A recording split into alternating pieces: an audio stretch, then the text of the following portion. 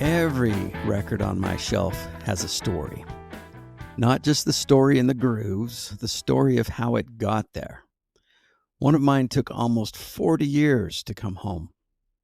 Hey everybody, and welcome back to Dave's Side One. I'm Dave, your host, who's learned that sometimes the journey of finding a record becomes just as meaningful as listening to it.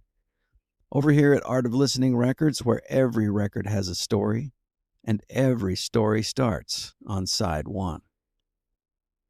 One of the things I love most about collecting records is that no two collections are exactly alike. Sure, we may own some of the same albums, but every record gets to our shelves in a different way.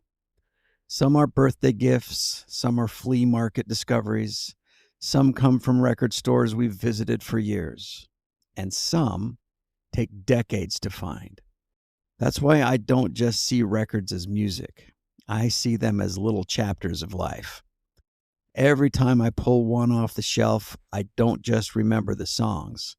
I remember where it came from, who I was with, what life looked like when it became part of my collection.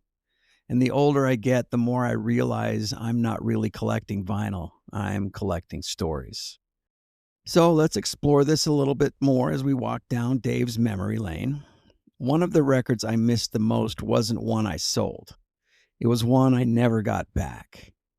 Years ago, while I was out of the country for 2 years, my sister and brother loaned a few of my albums to some of their friends. Most of us have probably heard those 4 dangerous words, "Don't worry, I'll get it back." Well, some of those records never came home. And one of the ones I missed the most was Heart's Greatest Hits live album. Every now and then I'd think about playing it, then I'd remember it was gone. I kept my eyes open over the years, but somehow I never found another copy. Then 40 years later, for a birthday, my son found a copy and gave it to me. Bringing that album home again was surprisingly emotional.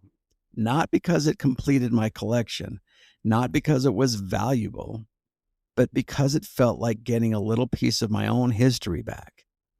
That's one of the wonderful things about collecting records. Sometimes they find their way back home again. And on tonight's Side One spin, before you go, pull out the record that took you the longest to find, or maybe the one you thought you'd never own again. As it plays, think about the journey it took before finally it found its place on your shelf. Sometimes that story is just as meaningful as the music. And when you're done, come back and tell me about it in the comments. I'd love to hear that story.